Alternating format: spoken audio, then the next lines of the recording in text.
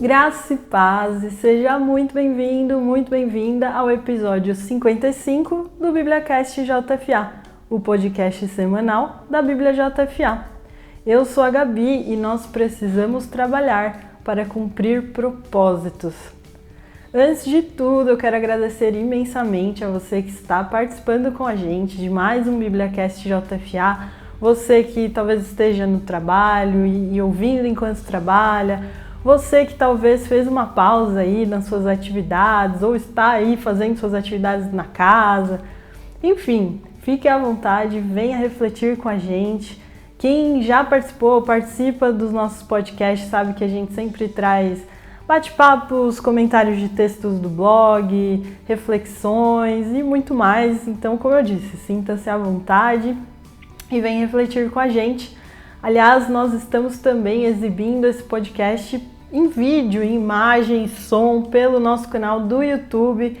Então, se você está assistindo esse podcast pelo YouTube, já deixa o seu joinha, o seu like é muito importante para nós. Aproveite também para se inscrever no canal, então clica aí no inscreva-se, ativa o sininho, porque aí todo dia você vai receber vídeos novos.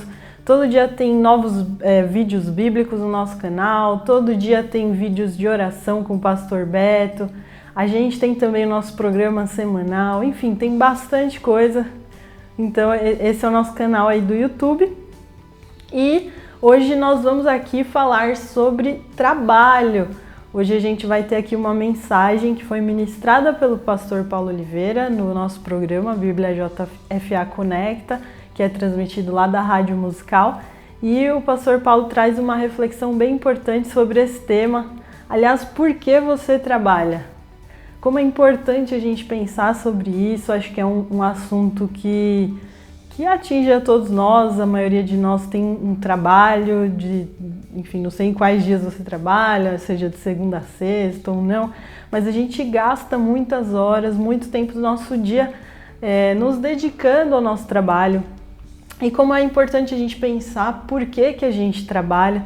Acho também que muitas vezes a gente cai na rotina do nosso trabalho e a gente acaba sobrevivendo ao nosso trabalho ou trabalhando apenas para sobreviver.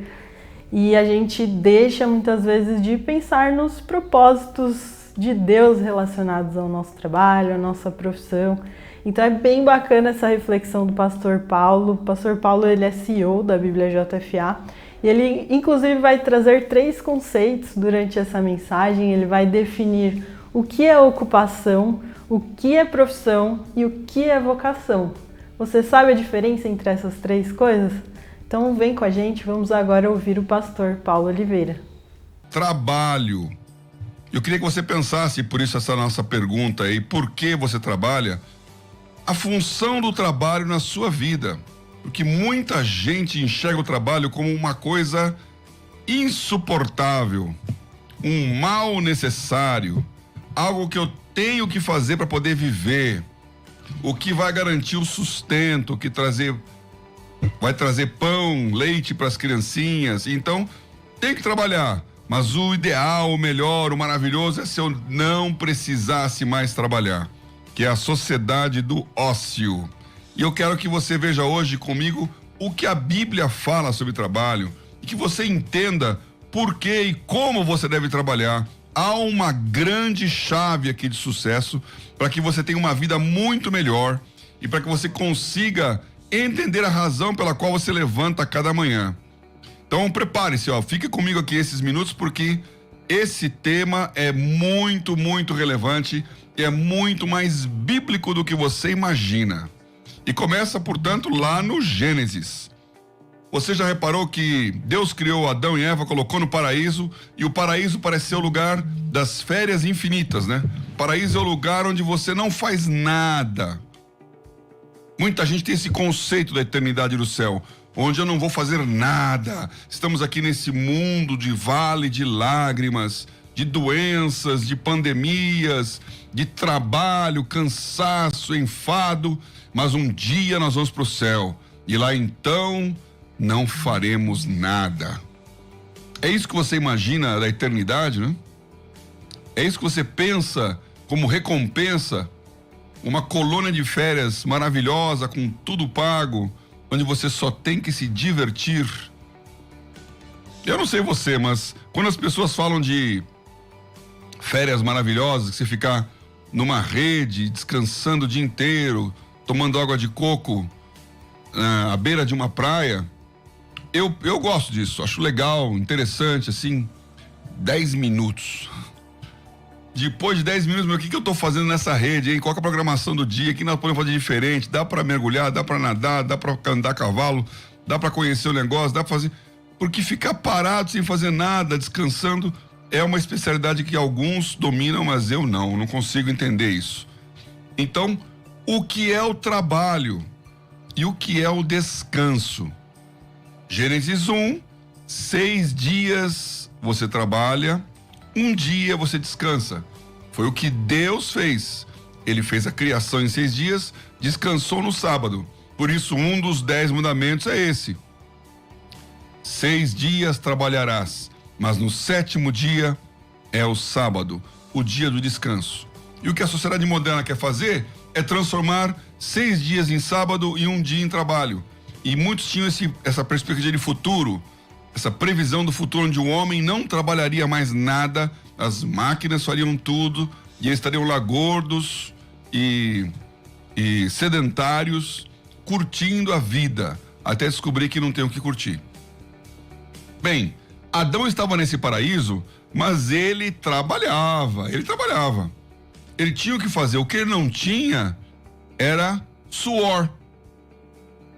Era o custo, era a dificuldade. Então, o que a palavra de Deus fala no comecinho aqui em Gênesis é que quando Adão e Eva pecam, Deus os expulsa do jardim, ele fala: do suor do teu rosto comerás o teu pão. E a terra que produzia agora árvores frutíferas e tudo de melhor para você vai também produzir cardos e espinhos. Ou seja, veio a dificuldade. Veio o trabalho mais mal remunerado e sem resultado. Começa então uma outra dimensão no trabalho, que é o trabalho da sobrevivência. O trabalho para conseguir o pão. O trabalho para não morrer. Mas eu quero dizer para vocês que Deus não planejou você para viver esse tipo de trabalho. O trabalho em que você tem que trabalhar para simplesmente se manter. Como é que eu sei disso? Bom, evoluindo na palavra, você vê lá quando chega Noé, que é a época do dilúvio, né? Há uma sociedade que não existe mais, os antediluvianos. Quando Noé nasce, a Bíblia diz assim lá em Gênesis 5, 29, e chamou o seu nome Noé, dizendo: este nos consolará acerca de nossas obras e do trabalho de nossas mãos, por causa da terra que o Senhor amaldiçoou. Então Noé nasceu dizendo assim: esse aqui vai ser o nosso descanso, esse vai ser o nosso consolo, do trabalho das nossas mãos, porque tem que ficar batendo aqui na terra, e Deus amaldiçoou. Então, a dimensão de trabalho, a concepção de trabalho, já era a concepção de esforço para se manter, e que o melhor é não trabalhar. Vem Jesus depois de 5.000 anos e fala: como foi nos dias de Noé, acontecerá nos últimos dias. Os homens vão comer, beber, casar, dar-se em casamento, curtir a vida, e aí então virá o fim de repente. Como Noé construiu aquela arca, aquele barco, falou durante 100 anos, vai acabar a festa, ninguém acreditou. Nós estamos na mesma sociedade, a sociedade que acha que a sexta-feira é o melhor momento e que a segunda-feira é o pior momento. Você está nesse time? Dos que enxergam o trabalho como uma preocupação? Vai escrevendo aí. Eu quero que você já vá mandando as suas perguntas ou então as suas colocações de por que você trabalha. Com certeza muitos vão colocar aí que trabalham porque precisam ganhar o dinheiro. Será que é isso mesmo?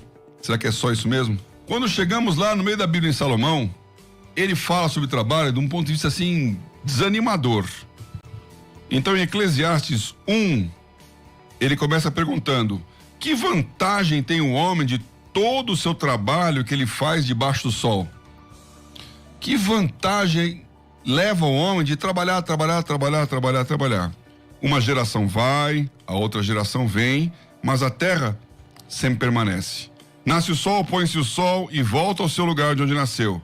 O vento vai para o sul, faz o seu giro para o norte, continuamente vai girando o vento e volta fazendo seus circuitos. E ele vai falando dos ribeiros, do sol, da lua, e fala: tem alguma coisa de novo? Isso já aconteceu. E eu então apliquei meu coração para entender tudo isto. Aí, versículo 13: essa enfadonha ocupação deu Deus aos filhos dos homens para nela os exercitar. Que animador, não é? O homem mais sábio do mundo, ele fala: olha, isso é enfadonho demais, é chato demais, repetitivo demais. Que tem de interessante nessa história do trabalho? Porque na muita sabedoria, muito enfado. E o que aumenta em ciência, aumenta em trabalho. Essa é a famosa sarna para se coçar. Eu acho que esse versículo aqui, que é o último do capítulo 1, né?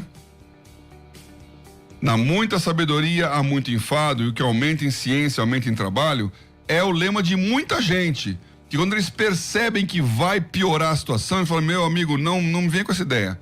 Não cria confusão. Tá bom assim, tá bom assim. Eu sou o presidente do Instituto Renovo, que é uma organização que cuida de educação, mantenedora de escola, uma das que trouxe para o Brasil Educação por Princípios, com a nossa escola, o CREA, Centro Renovo de Educação. E estamos falando sobre educação para a rede pública, conversando com os professores. Nesse ano está uma grande confusão, porque os professores não querem dar aula, por conta da pandemia, o risco de contaminação. E os alunos, uns pais querem, outros não querem, mas o fato é que o ano de 2020 foi um dos piores anos da história do país em termos de qualidade de educação. Perdemos muito além das doenças, das crises, da questão da falência das empresas.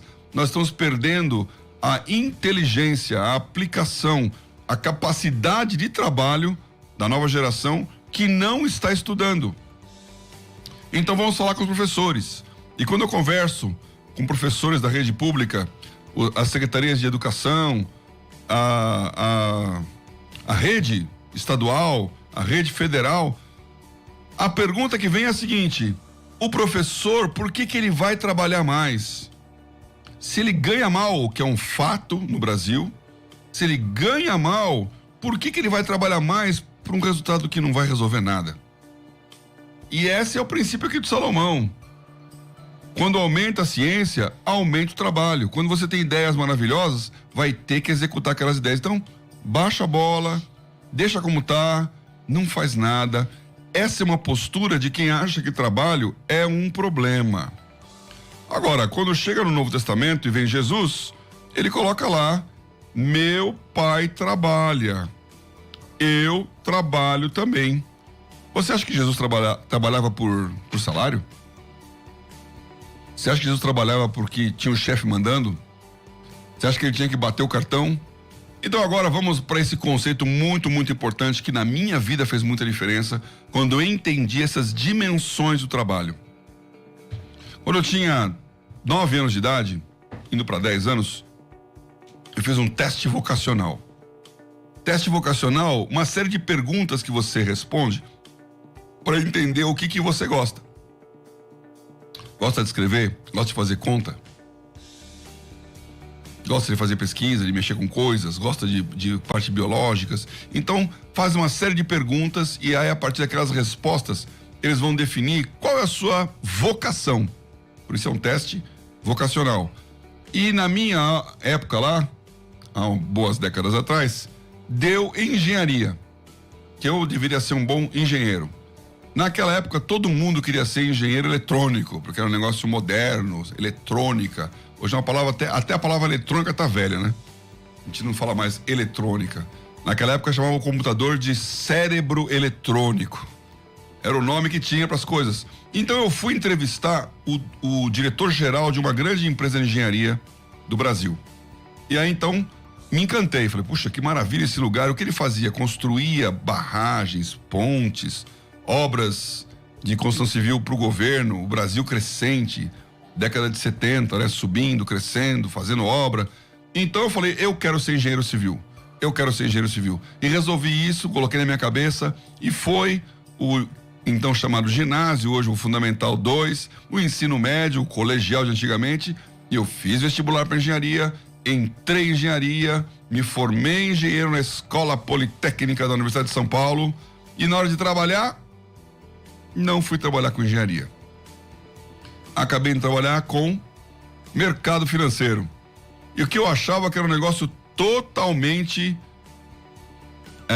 entediante, como Salomão fala aqui, tedioso, cansativo, como diria minha sogra, aburrido.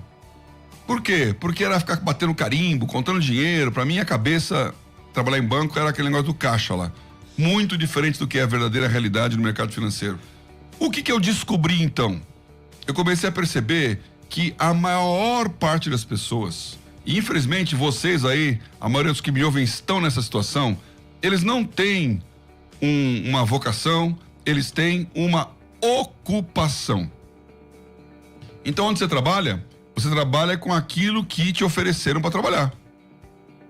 Como você realmente precisa de dinheiro para comer, para viver, como você precisa sobreviver, então você vai trabalhar onde aparecer. Quando tem uma crise econômica, ninguém negocia emprego. O que aparecer a gente faz, não é isso que todos dizem, e dizem com razão?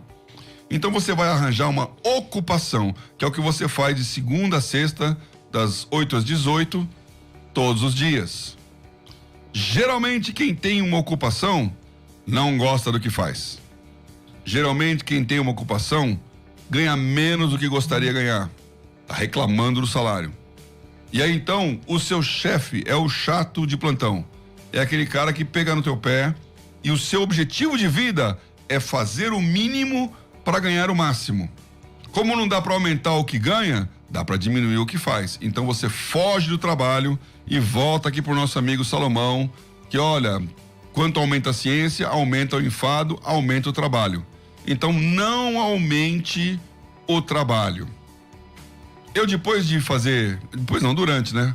Meu curso de engenharia, resolvi fazer física. Fui levando os dois naquela época por dia. Fiz vestibular de novo, entrei em física na USP e fui fazendo física. Uma das funções físicas que existe é chamado trabalho. Trabalho é uma entidade física que é definida por uma equação muito tranquila que eu acho que a maioria aqui não sabe. Trabalho é igual a força vezes deslocamento. Então, para calcular o trabalho em termos físicos, você tem que calcular quanta força, quanta energia você coloca lá e qual que é o deslocamento, o que muda, o que altera. Essa formuleta é muito legal na sua própria vida, porque se você está fazendo muita força, mas não tem nenhum resultado, trabalho zero, remuneração zero. O pessoal do mercado financeiro dizia isso: apreciamos o seu esforço, premiamos o seu resultado. Ou seja, se você trabalhou muito, legal, não deu resultado, não vai ganhar nada. Sem deslocamento, trabalho zero. Por outro lado, se não fizer força, se não fizer nenhuma energia, se não colocar a energia no sistema, trabalho zero também. Então, a pessoa que tem ocupação, ele acha que quanto menos ele trabalhar, melhor, porque o resultado é o mesmo e não tem vantagem em trabalhar com todo esse cansaço debaixo do sol. São clientes de Salomão aí. Agora, o segundo ponto, que não é a ocupação, eu diria que 80%, quase 90% das pessoas têm uma ocupação. Mas tem um grupo delas que consegue ter uma profissão. E o que é a sua profissão? A profissão é aquilo que você faz porque você escolheu fazer. Então você escolheu o que você vai estudar, você foi estudar numa escola técnica, numa universidade, junto com algum mestre, e você aprendeu alguma coisa que é o que você gosta. Aquele famoso teste vocacional que diz lá, olha, você gosta de ver sangue aí, você gosta de emergência, vai ser médico. Então quem é médico? Minha esposa é médica, ela gosta desse assunto. Quando ela vê a crise acontecendo, ela não foge. Tem gente que desmaia quando vê lá o problema. Ela vai para o pronto-socorro, porque ela tem uma inclinação natural de quem gosta daquilo. Profissão. E por que é melhor que a ocupação? Porque existe a realização profissional. Então, quando você tem uma profissão, aquilo que você resulta satisfaz. Quando o médico descobre, diagnostica corretamente a doença, há uma satisfação interna. Eu estive, como eu falei, com educação, conversando com professores de várias cidades aí do Nordeste, do interior do estado, e numa cidade bem pequena, lá no Nordeste, eu fiz essa pergunta: por que você dá aula? Por que você dá aula? E aí o que eles falaram? O salário é muito ruim, tem que duplicar, às vezes triplicar a jornada, mas a satisfação de ver o aluno aprender, para quem tem aquela vontade de dar aula, isso paga a conta. Então o professor que vê que ele transmitiu alguma coisa e o aluno aprendeu, ele não sabia, agora sabe, quando ilumina o entendimento e você diz: entendi, alcancei, captei. Então essa alegria, para quem é professor, paga a conta. Por quê? Porque ele tem uma profissão. Então, se você tem uma profissão, o resultado dela te satisfaz. Não é apenas ou principalmente o dinheiro, mas é o resultado, aquilo que você entregou, o legado que você deixou. Então, já estamos aqui com duas coisas: ocupação e profissão. A grande resposta para tudo isso, para o Salomão, que dizia lá: não vale a pena nada de novo debaixo do sol. Para os pais e avós de Noé, que diziam: Deus amaldiçoou essa terra, e eu quero um descanso, eu quero a sexta-feira, eu quero as férias. A grande resposta de por que trabalhar e a motivação que Jesus tinha em dizer: meu pai trabalha, eu trabalho também, é a terceira categoria de pessoas, e a razão pela qual elas trabalham não é porque é uma ocupação necessária para ganhar dinheiro, não é porque elas escolheram alguma coisa que elas gostam e encontram uma realização profissional. Elas trabalham porque elas têm uma vocação. Vocação. E essa palavra, então, tem que ser entendida, porque quando eu falei de teste vocacional, então a profissão não é vocação? Não, a sua profissão não é a sua vocação. Senão eu mesmo estaria perdido, porque eu fiz engenharia. Mas não quer dizer que aquilo que eu fiz e trabalhei tinha resultado ou relação com uma realização profissional de engenheiro, que eu pensei que tinha com 9, 10 anos de idade. A palavra vocação é uma palavra que vem do latim vocatio, que quer dizer voz. Vocação, voz, chamado. Então a sua vocação é o seu chamado. Aqui, a voz que você ouve de fora dizendo: venha fazer isto. E aqui então tem um paradoxo, porque que nem aquela sua mãe que fala: vem aqui arrumar as coisas. É uma voz que está te chamando e você fala: meu Deus do céu, eu quero fazer o que eu quero. Não quero abandonar o joguinho para ir lá lavar a louça. Não é essa voz que estou falando, é a voz de Deus te chamando para aquilo que Ele criou. Então, se Deus te criou, colocou dentro de você as características, as condições, os talentos que seriam necessários para aquilo que Ele planejou você fazer. Por isso, realmente, quem tem uma capacidade de desenhar, ele tem um talento que o coloca numa profissão que é diferente do que tem uma capacidade de falar, ou de escrever, ou de experimentar, ou de calcular, porque cada um tem um talento natural. E esse talento quem criou foi Deus na sua vida, para que você encontrasse o propósito da sua vida, a sua vocação, aquilo que vai te satisfazer pelo trabalho que você vai executar. Então a sua vocação, ela traz o prazer da realização. Quando você encontra a sua vocação, ou seja, quando você ouve um chamado, você abre mão de uma oportunidade de emprego para fazer o que você foi chamado a fazer. Agora, é óbvio que para isso você não pode estar na fase da ocupação, que é aquela fase de preciso para sobreviver.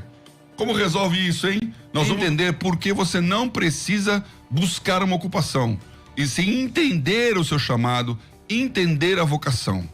Há centenas de exemplos na Bíblia e fora dela de pessoas que trabalharam assim. Quando você vê José, por exemplo, ele era o filhinho do papai.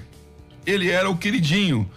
Qual que era o trabalho dele? Obedecer o pai, que mandou ele lá ver como estavam os irmãos que estavam trabalhando no campo. Então ele foi lá dar uma olhadinha, quando os irmãos viram ele chegando, falou, chegou aí o preferido do nosso pai. E aí falaram, vamos matar ele? Aí o Judá falou, não, matar não. Vamos vender para esses mercadores de escravos aqui, os ismaelitas. E essa palavra escravo tem uma importância hoje. E lá foi José então para o Egito, vendido como escravo pelos seus próprios irmãos. O que ele foi fazer foi trabalhar de escravo. E foi trabalhar na casa de um general chamado Potifar. E lá ele trabalhava com grande qualidade. Logo se tornou o segundo na casa do Potifar. Porque ele era excelente no que ele fazia. Porque José não fazia para as pessoas. Ele entendeu a qualidade de fazer o que Deus coloca na tua mão para fazer. Para sair da ocupação e chegar na vocação. Ele fazia então com excelência. Tornou-se o maior. Aí a mulher do Potifar tentou dar em cima dele e ele recusou. Ela acusou o José de estar fazendo justamente o contrário e ele foi preso.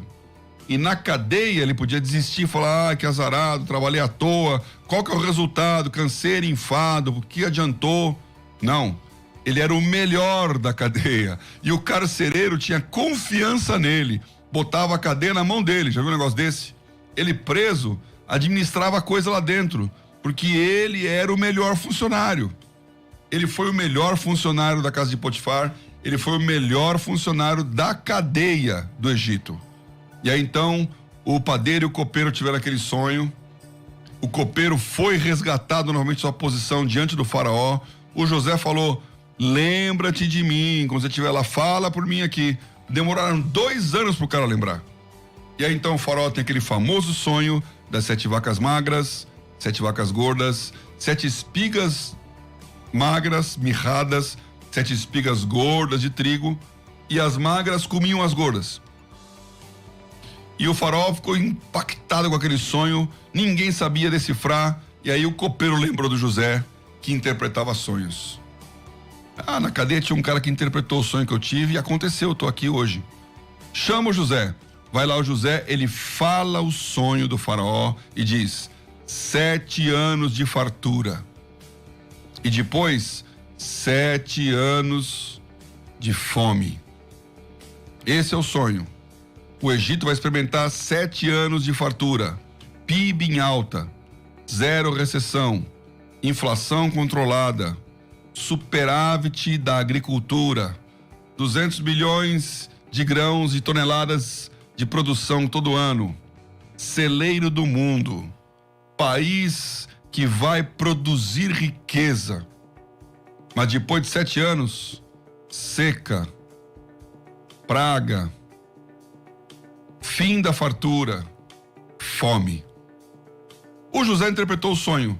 E aí o faraó falou, e agora o que eu faço? E aí vem o ponto, o José falou, olha faraó, se eu fosse você, ele apresentou um projeto, dizendo, construamos os silos e a cada ano você vai economizando tantos %. Aí está o segredo da história. Quanto eu vou produzir? Quanto eu vou guardar? Quanto eu vou consumir? Qual a capacidade de armazenagem que eu tenho que ter? Quantos anos vai durar essa armazenagem? Qual o tamanho para poder guardar essa riqueza e como eu vou gastá-la depois ao longo do tempo? Não tem um programa todo para falar isso hoje, mas a história de José mostra que ele pensou um projeto tão bem elaborado que o faraó disse, quem eu vou achar como esse cara? Que interpreta o sonho e ainda apresenta o projeto de como fazer. José foi posto como o segundo homem do Egito. No primeiro ano, os egípcios venderam caríssima produção agrícola para todos os povos que tinham necessidade, porque só eles tinham grão sobrando. No segundo ano, eles compraram os animais e as propriedades, porque os homens não tinham mais dinheiro para poder comprar comida, venderam seus bens. No terceiro ano, eles se venderam como escravos. E José tornou-se o homem mais rico do Egito, depois do faraó. Vocação. Você tem um chamado. E Deus garante que você não precisa se preocupar com o que você vai comer, com o que você vai vestir, aonde você vai dormir. No Jardim do Éden, Adão não tinha essa necessidade. Ele tinha um trabalho que Deus deu para ele, mas ele estava garantido na sobrevivência. Jesus, que é o segundo Adão, fala: não vos preocupeis com o dia de amanhã, porque o dia de amanhã há de cuidar de si mesmo. Não se preocupe com o que você vai comer, com o que você vai vestir. Você não é mais do que um passarinho, pois Deus abençoa e alimenta as aves do céu. Você não é mais do que uma flor, do que um lírio do campo, mas nem Salomão, na sua grandeza, se vestiu como um deles. Então eu quero dizer para vocês aqui hoje, com toda a autoridade, Deus cuida do seu dia a dia dele. Quando você entender a sua vocação e fizer a vontade de Deus na sua vida, o curto prazo ele vai cuidar. Então pare de orar pelo que vai acontecer amanhã e comece a orar para o que Deus quer que você faça na eternidade. Buscai primeiro o reino de Deus e a sua justiça, e todas as demais coisas vos serão acrescentadas.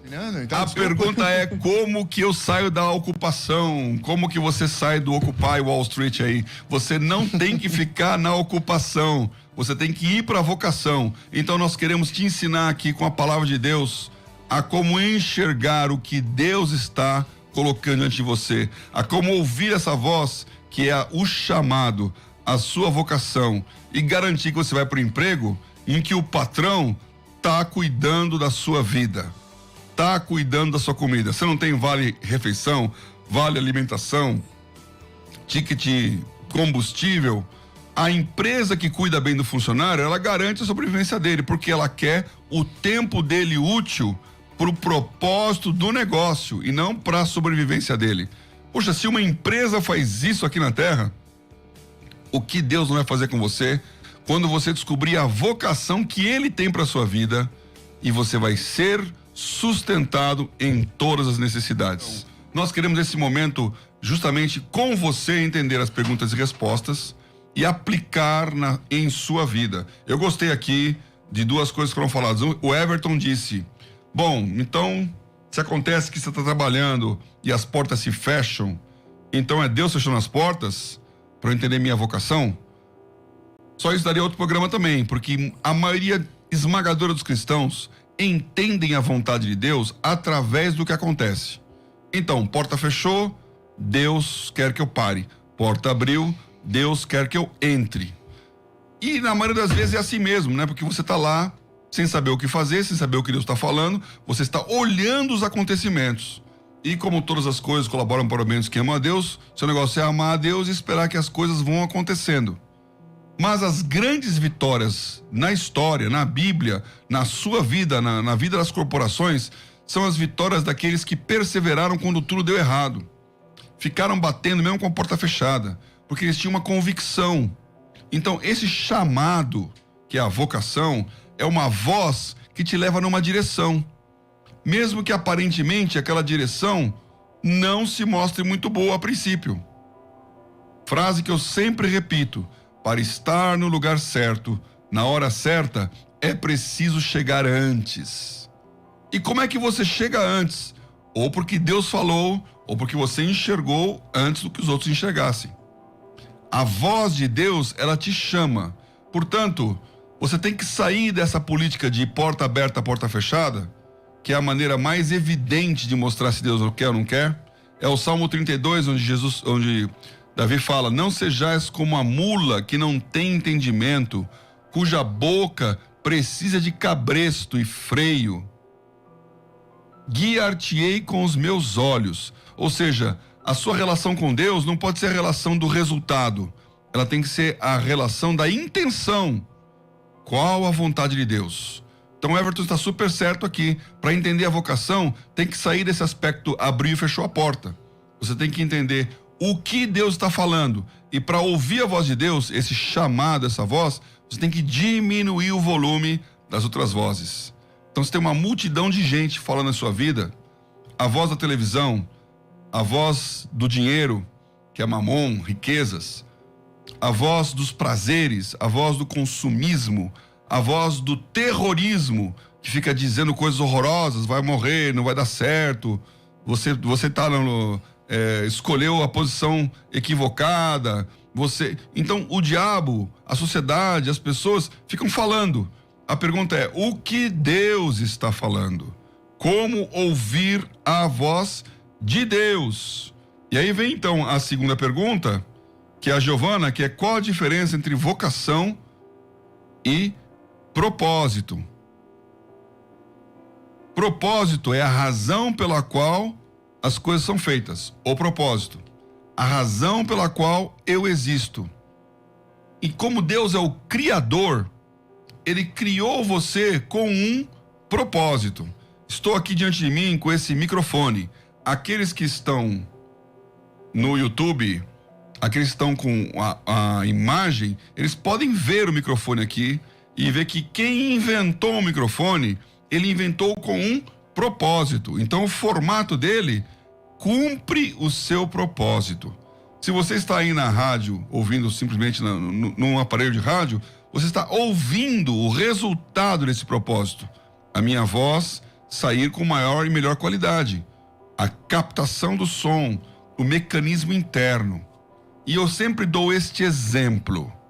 Eu pensei isso a primeira vez numa viagem para um congresso da ABU, Aliança Bíblica Universitária, lá no Recife. Fomos de carro num Fiat 147, desde São Carlos até Recife. E parando em Sergipe, tinha que passar roupa. Em vários tempos de viagem, tinha que lavar e passar roupa. Tem gente que detesta passar roupa, né? Eu prefiro passar do que lavar. Então, tava lá passando a roupa. Como assim? Lavar é só apertar um botão e ficar pronto na máquina. Eu gosto de passar roupa. Gosto tanto que eu não faço. Vou gostar no dia que inventarem uma máquina e eu apertar um botão e sair passado. Continua aí, sem desvios do tema, vamos lá. Eu fiquei olhando para aquele ferro elétrico e fiquei pensando, esse ferro aqui é igual à nossa vida, que não somos nós. Deus te criou com um propósito. Então quando você olha o ferro, ele dentro de si tem um mecanismo que ligado na tomada faz com que ele esquente. Basicamente é isso, uma resistência elétrica que esquenta com calor. Pode ter vários botõezinhos, aguinha, graduações de calor, e joga jatos de sprays, ou sei lá o que mais, vapor. Mas basicamente é uma coisa pesada para você poder fazer pressão sobre a roupa, que tem um calor interno. Bom, você pode usar um ferro como um prendedor de papéis. Você pode colocar ele numa mesa e os papéis ali, ele vai segurar os papeizinhos, vai funcionar. Mas ele não foi feito para isto. Ele foi feito para ser ligado na energia. E quando aquela energia entrar dentro dele, um calor vai acontecer, um fogo vai aparecer e ele vai começar a esquentar e vai começar a cumprir o seu propósito. Então o propósito do ferro é passar roupa. E para fazer isso tem que ter um chamado. Se conecta. Bíblia JFA, conecta. Se conecte aqui na tomada. Entre na energia de Deus que vai fazer com que o seu propósito se cumpra. Então a vocação é ligar na tomada para que o propósito que é eterno de Deus na sua vida comece a acontecer e você deixe de ser usado como um prendedor de papéis e passe a ser um poderoso ferro que alisa e acalma toda a superfície. O trabalho tem sido uma maldição para muita gente. O trabalho tem sido uma obrigação salomônica. Agora, o livro do Davi Lago, grande escritor, o que ele traz aí? Ele traz que o propósito maior é glorificar o nome de Deus. Com certeza o seu trabalho dá uma remuneração que faz com que você se sustente. Tem até a mais-valia aí, que é capital versus trabalho, né? Então fica aquela questão de que eu trabalho para ganhar um dinheiro. Se você resumir a sua ocupação a ter um dinheirinho para poder viver, então você está naquele esquema de que o melhor dia da semana é sexta-feira e a melhor hora é a hora feliz, a happy hour. Quando você vai se livrar do seu trabalho e vai poder fazer o que você quiser, por um fim de semana inteirinho. E aí quando eu vou chegar no domingo à noite, é aquilo que eu chamo de depressão pós-fantástico, você começa a pensar, ai, amanhã é segunda-feira. Aliás, eu acho que a depressão já começa de ter que assistir Fantástico, viu? Então, é deprimente quem tá preso nisso aí. Porque você precisa ter uma motivação para falar, amanhã é segunda. Eu vou conseguir cumprir os meus propósitos. Eu já tinha um monte de ideia. E o descanso, ele tem o papel de te tornar apto para o trabalho. Então, cuidado, não é o trabalho que gera o descanso, é o descanso que gera o trabalho. Por que você dorme? Para que você restaure as suas forças para viver. Por que você tem que dormir com o sono REM? Porque o seu cérebro, que está constantemente em atividade, tem que baixar o nível e descansar para recarregar. O descanso abençoa porque ele te possibilita voltar a fazer aquilo que é o teu propósito. Então, trabalhe com excelência. É isso aí, essa foi a ministração do pastor Paulo Oliveira, muito boa. Inclusive, a gente teve muitos feedbacks positivos, o pessoal tem bastante curiosidade sobre esse assunto. A gente pretende até produzir mais conteúdos relacionados a esse assunto, mais podcasts, textos do blog. Aliás, comenta aqui embaixo se você está vendo pelo YouTube esse podcast e nos fale o que você pensa sobre esse assunto, o que você gostaria, aliás, de ouvir a gente discutindo aqui no podcast. Enfim, as sugestões são sempre bem-vindas. E a gente tem sempre aqui no podcast o quadro Dica da Semana. Hoje só estou eu aqui para falar, normalmente está eu e a Nicole. Mas minha dica dessa semana é o livro Uma Vida com Propósito, do pastor Rick Warren, é um pastor americano. Acho que esse livro tem bastante a ver com o que foi ministrado aqui ao longo desse podcast. Fala bastante sobre propósito, por que nós fomos criados, então acho que vai completar bem aqui o que foi ministrado. Eu espero que essa palavra tenha tocado seu coração de alguma forma, talvez seja a resposta de uma oração sua aí com Deus, o que foi ministrado pelo pastor Paulo. Esse assunto para mim especificamente é bem especial, então acho que a gente vai falar mais sobre isso de novo. E é isso. Infelizmente chegamos ao final de mais um BíbliaCast JFA. Agradeço a você que ficou com a gente até agora. Nos siga nas nossas redes sociais, estamos chegando a 100 mil followers no Instagram, temos nosso Facebook, temos aqui o canal da Bíblia JFA, temos também vários aplicativos, não só o aplicativo da Bíblia, né, que é a Bíblia JFA, mas temos Ore Mais, Mente Renovada, Quiz Bíblico, e você encontra esses aplicativos nas lojas, na Google Play Store para quem tem Android, na App Store para quem tem iOS, e deixo aqui também o nosso e-mail, contato@bibliajfa.com.br. Envie o seu testemunho, envie o seu feedback, o que você tem achado aqui do canal do YouTube, o que você tem achado do podcast. A gente gosta muito de te ouvir, estamos aqui para servir vocês.